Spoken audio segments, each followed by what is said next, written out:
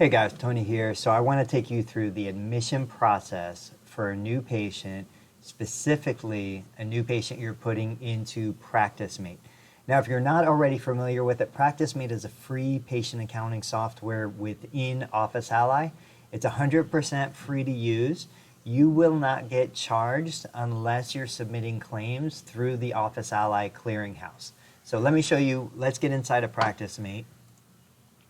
To do that, we start by going to the Office Ally website. You'll log in to your Office Ally account. And then right up here in the top left, you'll click on PracticeMate. It'll take you over to the PracticeMate interface. You can see across the top, we have various tabs.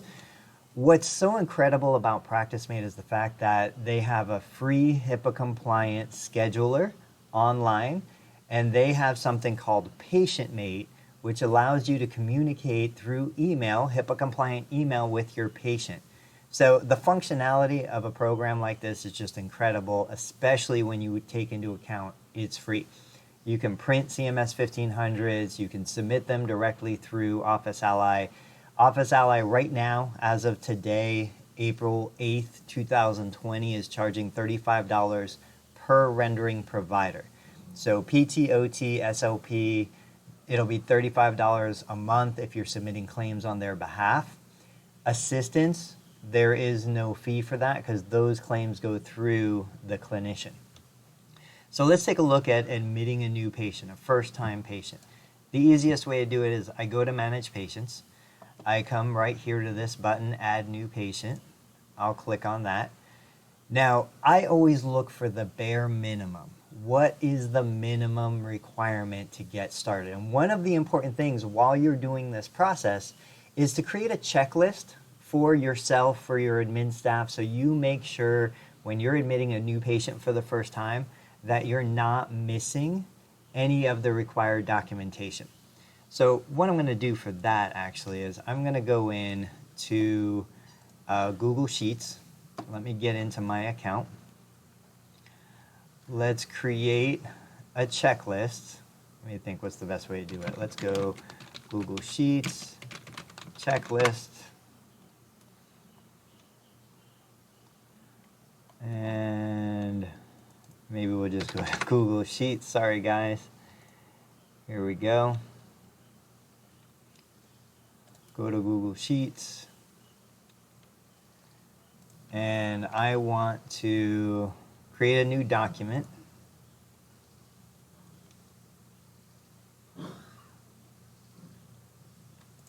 And let's name this New Patient Admission Checklist.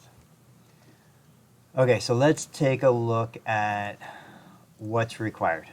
We know we're going to need a last name, first name, and I always like to use middle initial, especially if it's on the Medicare card or the insurance card. We're going to need a date of birth. So let's go ahead and do that now. So we'll say last name, first name, middle initial, date of birth. And what we'll do here, now, I typically will never enter information that isn't absolutely required. So we need sex. So we're going to come here and we'll put down sex. We do not need the Social Security number. And I would tell you that in 18, 19 years of private practice ownership, I've never collected a Social Security number. I'm never going to send a client, a patient, to a collections company. So there's no reason for me to collect that information. I'm required to make a reasonable effort by law to collect the patient responsibility, the copay, the coinsurance, but I'm not required to send them to collections. I'm not required to file against their credit history or anything like that. So the more information I collect that I don't need, the more opportunity to lose that information, the more information I need to protect, and it's just not something, a liability issue that I want to assume. So our standard policy, we never collect Social Security. Stuff like marital status, it's up to you. By default, you can just choose other if you're not sure. employment status, professional title. None of this is required for a from a billing perspective. You'll need this in the medical record. We want to know, is the patient employed? Are they working? What's their educational background? We want that stuff in the medical record. It does not have to go on the billing account. So I want you to understand that there's a difference between where you're documenting, where you're supporting medical necessity, where all the information goes, case history and all that. That's separate from the billing account. This is strictly for billing. We don't need this added information. Ethnicity, race, mother's maiden name, advance directive, none of that stuff is required for billing. Now we will need the address. So let's come here and we'll need address information, line 1, then I'll do the same for line 2. We'll need city, state, zip, and you want to get the full zip if possible with the extension on the end. We'll need a phone number. So phone number, and I like to collect phone number type, meaning is it a cell phone, home phone, alternative phone number if you want. This would be optional. Let's see what else we have. So we don't do any kind of email marketing to any of our patients. I do not collect email information, but as I mentioned before, they offer a free service through Office Ally called PatientMate, where you can communicate with your patient through their HIPAA-compliant emailing platform. And then they have a paid service called ReminderMate, where they can send notifications about appointments. If you want to do email, obviously that's here. So what I'm going to do is I'm actually going to put a little asterisk on the optional information. Okay. Now, we don't need any of this information: smoking history, employment, emergency contact is one of those things that you can decide if it's something you want to collect.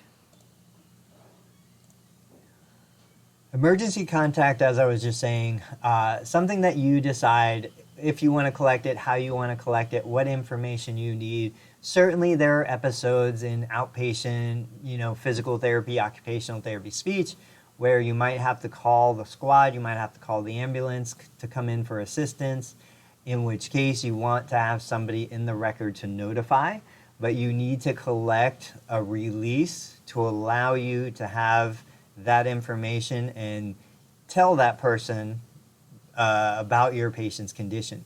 So next of kin is not necessary. The user-defined fields, this is one of those things. I'll talk about it more in a marketing module that I'll teach, but you can use that however you like. We use that from a marketing perspective, patient relations perspective, but the account status, patient start date.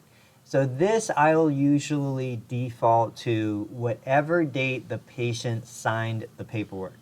So whether it's an electronic signature, paper signature, however you do it at your practice, and that depends on your procedure, your policy, we'll do this based on signature date. So when they sign the consent to receive medical care, the financial liability waiver, the HIPAA privacy notice, when they sign those documents, that's when I'll fill that date in. And now technically, from the demographic perspective, we're finished.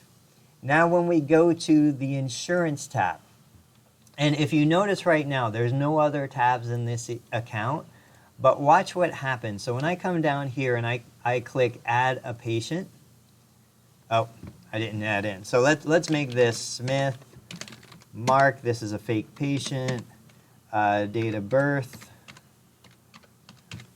fake date of birth, obviously we're making this patient a male. Okay, so add a patient. Now when I go back into Mark Smith, all of a sudden all these additional tabs just popped up. These guys are going to be required for the claim submission, claim generation process. In the next video, I'm going to show you how to complete the insurance tab and the rest of the information. We've just finished our checklist for patient admission, and it's not a lot. I mean, you can see this is a pretty easy process to go through. So now go do it on your own. I always say, you know, as a physical therapist, I can teach my patients all day long how to exercise, what to do, what the right stuff to do. But unless they do the reps, it doesn't help them. Unless they pick up the weight, they don't get stronger. So I'm saying that to you right now. Unless you go and make your own checklist, you're not going to internalize it and you're not going to get the benefit from it. I'll give you my checklist, but it's not really going to help. You need to make your own checklist. All right, guys, thank you so much for watching. I'll catch you on the next video. If you haven't already subscribed to the channel, please take a minute and subscribe. It's free, it's easy, and the more subscribers we get, the more people we can reach, and we can help the profession as a whole improve what we're doing. Guys, I'll catch you on the next video. Thanks so much for watching.